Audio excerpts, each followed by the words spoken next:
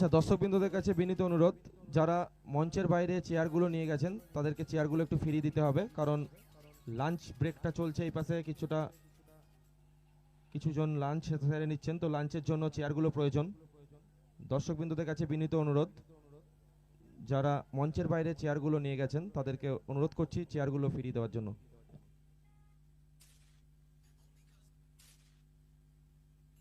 Excellent timing, ব্যাটে বলে নিখুঁত টাইমিংটাই বলে দিচ্ছে, বল যাচ্ছে দর্শক আসনে, দিয়ে যাচ্ছে 6টি রান।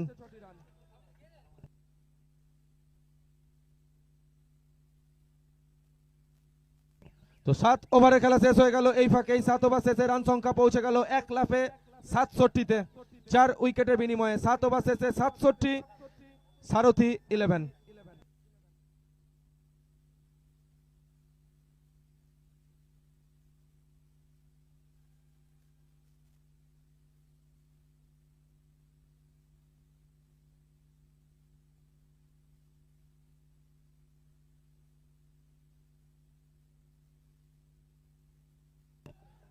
এখানে দেখে শুনে খেলেন, হাওয়াই বল, উচ্চতা পেলেও দূরত্ব পায়নি, ভালো ক্যাচ, উইকেটের প্রাপ্তি, উইকেট নাম্বার 5।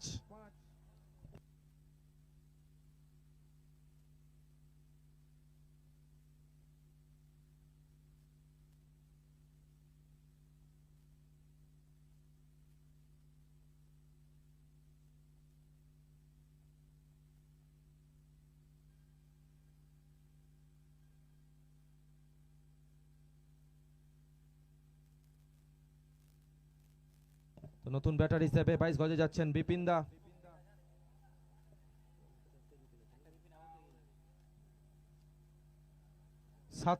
পাঁচ উইকেটের বিনিময়ে অষ্টম ওভারে প্রথম বলে উইকেট প্রাপ্তিটা ঘটিয়েছেন বিরজু, অর্থাৎ বিরজুদার খাতায় 3-3টে উইকেটের শিকার। 15 রান দিয়ে 3-3টে উইকেট প্রাপ্তি বিরজুদা, নিজের স্পেলটা শেষ করতে যাচ্ছেন এই ওভারের মাধ্যমে।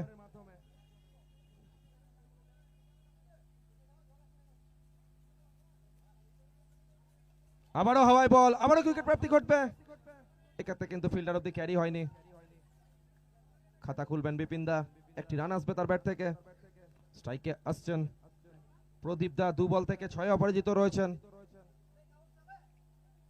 একটা ভালো ইনিংস পেয়েছে দল, সারথি 11 সোমনাথদার কাছ থেকে।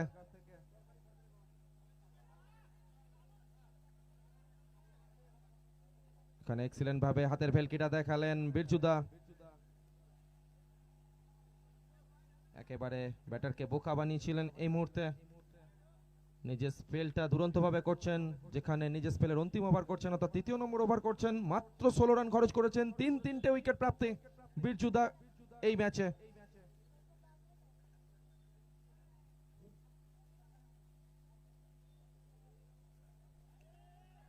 এক্সেলেন্ট বোলিং, এক্সেলেন্ট বোলিং, গতিময়তার সাথে এক্ষেত্রে কিন্তু বিট করলেন বিরজুদা প্রদীপ দাকে।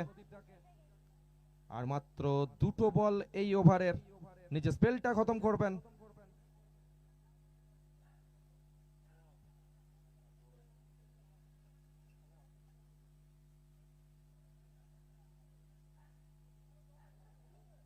আবারও অফ স্টাম্পের উপর রেখেছিলেন কামরুল দা, এখানে ভাবছেন বলটা তালুবন্দি হলে স্ট্যাম্পটা হতে পারত, কিন্তু বলটা হাতে বলে জমাতে পারেননি তিনি।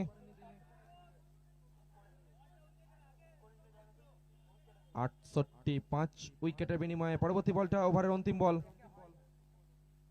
এখানে দেখে শুনে খেললেন, গাইডটা করলেন, ব্যাটার ফেসটা করলেন। তো পরবর্তী ওভারের জন্য স্ট্রাইকটা থাকছে প্রদীপদার কাছে। 8 ওভার শেষে 69, 5 উইকেটের বিনিময়ে একটা এক্সিলেন্ট ওভারকে নিজের স্পেলটা খতম করে গেলেন বিরজুদা। 3 ওভার বল করে 17 রান দিয়ে মূল্যবান 3-3টে উইকেট দলের জন্য স্বীকার করলেন বোলপুর প্রতিবেশী সংঘের বিরজুদা। উজ্জ্বলতম বোলিং পারফরম্যান্স। তো 8 ওভার শেষে 69, 5 উইকেটের বিনিময়ে সারথি 11। আর 12টি বলের খেলা বাকি। 69 থেকে কোথায় রান সংখ্যা গিয়ে পৌঁছায় তার উপর ম্যাচের ভাগ্যটাও কিন্তু অনেকটা নির্ভর করবে। আচ্ছা, বোলার নেমটা প্রথম ball, with the style, with the rhythm, with the class, ball যাবে সীমানার বাইরে, দিয়ে যাবে 6টি রান। আচ্ছা, বোলার নেমটা একটু প্লিজ।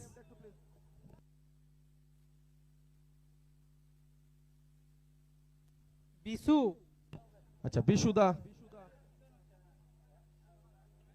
দ্বিতীয় নম্বর ওভারটা শুরু করলেন নিজের স্পেলের। এক্সিলেন্ট কামব্যাক, একেবারে ব্লক লেন্থে, কোনোভাবে হাত খোলবার সুযোগটা দেননি এখানে প্রদীপ দাকে। তবে গত বল থেকে প্রদীপ দার ব্যাট থেকে একটা বড় ছয় এসেছে। রান সংখ্যা 1 লাফে পৌঁছে গেছে 76-এ। প্রথম ইনিংস চলছে, বোলপুর প্রতিবেশী সংঘ জানে প্রথম ইনিংসে যত রানটা থাকবে দ্বিতীয় ইনিংসে তাদেরকে কিন্তু চেসের জন্য আসতে হবে।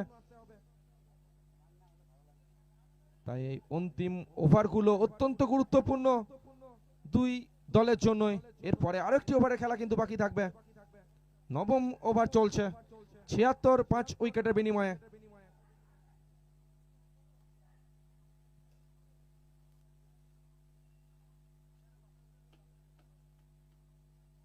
ভালো bowling, back to back dot ball আসছে।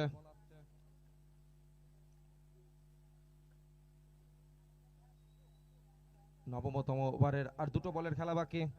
স্ট্রাইকে রয়েছেন বিপিন দা, নন স্ট্রাইকে প্রদীপ দা। বল করছেন বিশুদা, ভালো টাইমিং, ফুলটস বানিয়ে খেললেন, তবে প্রোটেকশন রয়েছে লঙ্ঘন অঞ্চল থেকে। যতক্ষণে ফিরবে স্ট্রাইকে আসছেন প্রদীপ দা। এই ওভারে একটা বড় শট কিন্তু তার ব্যাট থেকে দেখেছি, তো অন্তিম বলটাও চাইবেন বড় শটের জন্য বলকে মাঠের বাইরে পাঠাতে।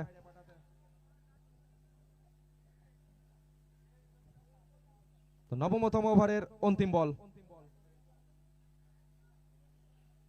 হাফ ট্র্যাকার হাওয়াই বল, অন্তিম বলটাও খেলো মাঠের বাইরে, দিয়ে গেল welcome welcome over boundary.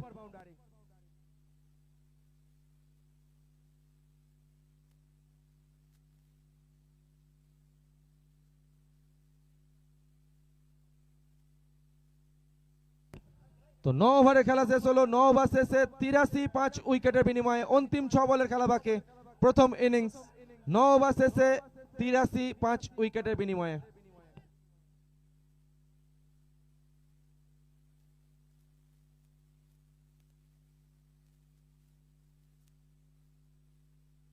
Sumit bowlers name. Samir দাকে আমরা দেখতে পাচ্ছি 10তম ওভার নিয়ে, অন্তিম ওভার। 10তম ওভার শুরু করলেন, প্রথম বলটা ডট বল, স্ট্রাইকে আনতে হবে প্রদীপ দাকে। বিপিন দাকে দায়িত্বটা নিতে হচ্ছে, কারণ আর 5টা বলের খেলা বাকি। প্রদীপ দা 9 বল থেকে 20 রানের একটা ক্যামিও ইনিংস কিন্তু খেলছেন, তবে তিনি বর্তমানে নন স্ট্রাইকিং এন্ডে রয়েছেন। হাওয়াই বল, মিস টাইমিং, বীরজুদা রয়েছেন, তবে বলের নাগালটা পাবেন না। বিপিন দা সিঙ্গেলের মাধ্যমে স্ট্রাইকে নিয়ে এলেন প্রদীপ দাকে। 9 বল থেকে 20, প্রদীপ দাও পরাজিত রয়েছেন। আর 4টি বলের খেলা বাকি, প্রদীপ দা চাইবেন 4টি বল ফেস করতে।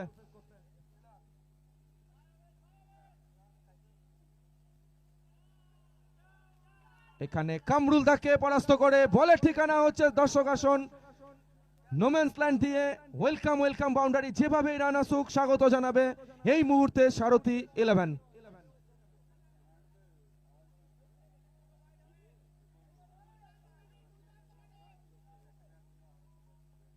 আর মাত্র 3টি বল, 10 বল থেকে 24-এ ইতিমধ্যে অপরাজিত প্রদীপ দা।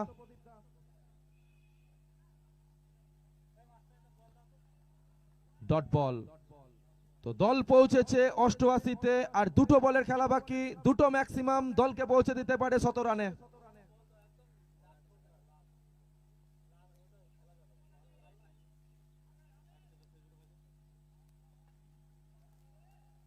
সেই লক্ষ্যে ব্যাটটা ঘোরালো, ডট বল, ভালো বোলিং, অন্তিম ওভারটা করে যাচ্ছে।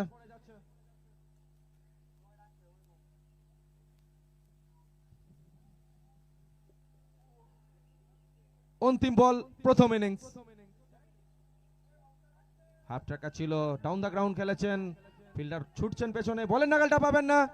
তো প্রথম ইনিংসের অন্তিম বলটাও যাবে মাঠের বাইরে। ইনিংসটা শেষ হচ্ছে 92-এ, 92-তে থামছে সারথী 11। তো 93 রানের লক্ষ্যমাত্রা দ্বিতীয় সেমিফাইনাল থেকে ফাইনালের টিকিটটা কনফার্ম করার জন্য বোলপুর প্রতিবেশী সংঘের। নির্ধারিত 10 ওভারে জয়লাভের জন্য প্রয়োজন 93। দ্বিতীয় ইনিংস শুরু হচ্ছে কিছুক্ষণের মধ্যেই। আমরা ফিরছি দ্বিতীয় ইনিংস নিয়ে, সঙ্গে থাকুন, দেখতে থাকুন। সরাসরি লাইভ এন্ড এক্সক্লুসিভ সম্প্রচার আসছে অল স্পোর্টস প্রো এর পর্দায়।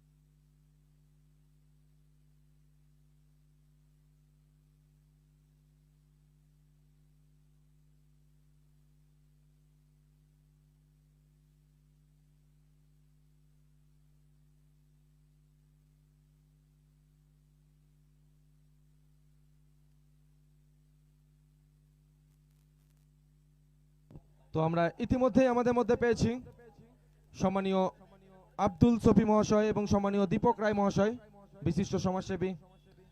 তো ওনাদেরকে আমরা মূল মঞ্চে স্বাগত জানাচ্ছি। রেনবো স্পোর্টিং ক্লাবের মূল মঞ্চে আমরা স্বাগত জানাচ্ছি সম্মানীয় আব্দুল সফি মহাশয় এবং সম্মানীয় দীপক রায় মহাশয়কে,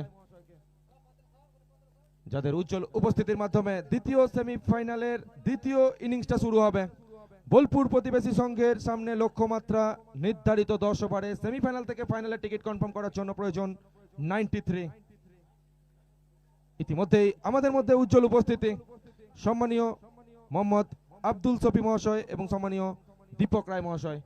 ওনাদেরকে স্বাগত জানাচ্ছি রেনবো স্পোর্টিং ক্লাবের পরিচালনায় স্বর্গীয় সন্দীপ দাস স্মৃতি কাপ ভেটারেন্স ক্রিকেট টুর্নামেন্টে ফাইনাল ডেতে।